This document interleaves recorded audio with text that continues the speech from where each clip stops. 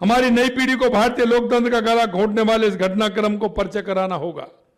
इसी सोच के साथ यशस्वी प्रधानमंत्री नरेंद्र मोदी जी ने 25 जून को संविधान हत्या दिवस मनाने का निर्णय लिया है। संविधान हत्या दिवस हमें आपातकाल के दौरान देश के लोगों पर हुए अत्याचार को याद दिलाता है।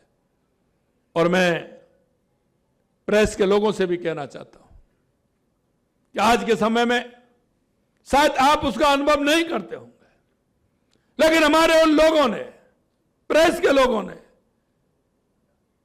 जेलों के अंदर डाल दिया गया।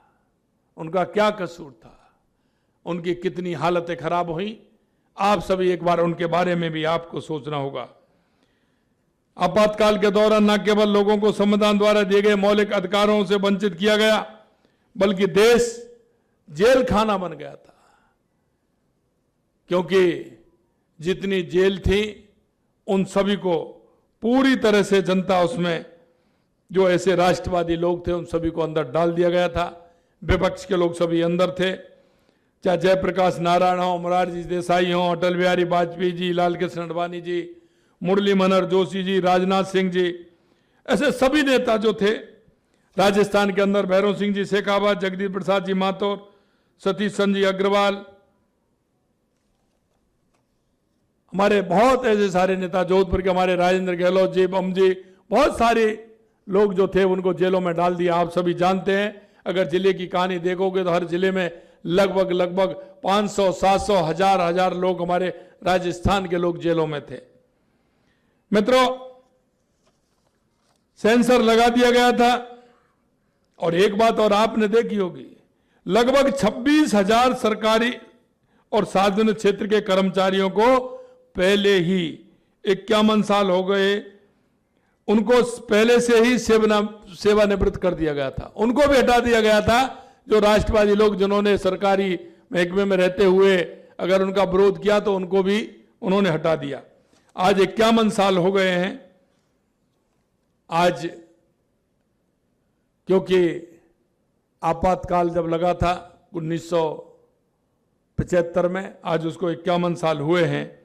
और मैं कहना चाहता हूं आप सभी से कि उस समय आज के जो हमारे सभी हैं वो 65 साल से 70 साल से ऊपर के हमारे सभी लोकतंत्र सेनानियां हैं।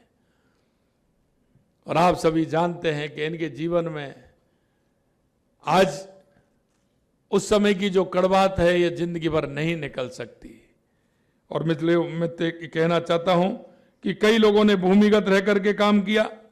आपके सामने आए हैं माननीय हमारे प्रदेश अध्यक्ष, ऐसे बहुत सारे लोग थे जिनके घर बार बार की चिंता कर रहे थे। लोग उनको पकड़ने जाते थे, लेकिन हमारे संघ के स्वयंसेवकों को इस तरह से रखा कि वो परिवार की देखभाल भी करें।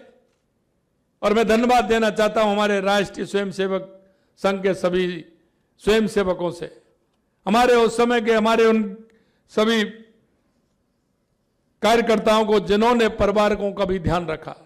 और हर व्यक्ति के घर कोई ना कोई पहुंचे, एक पालक के रूप में एक व्यक्ति दिया जो उनके परिवार की चिंता करे, किसी तरह से उस परिवार को दिक्कत नहीं हो। यह काम भी हमारे राष्ट्रीय स्वयंसेवक संघ के लोगों ने इस काम को किया।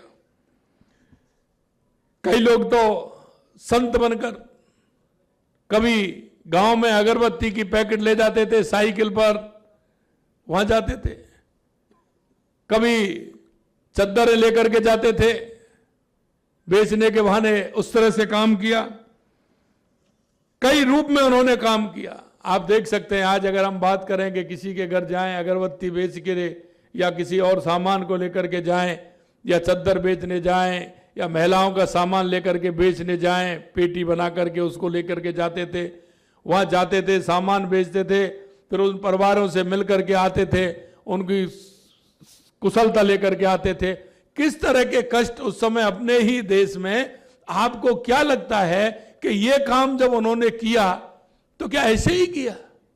यह उनकी मजबूरी थी कि अपने लोगों को किस तरह से संबल देने का काम उन्होंने किया। मित्रों, इसलिए मैं कहना चाहता हूं कि हमारे लोकतंत्र सेनानियों के बीच में बैठ करके हमें ये काम करना चाहिए।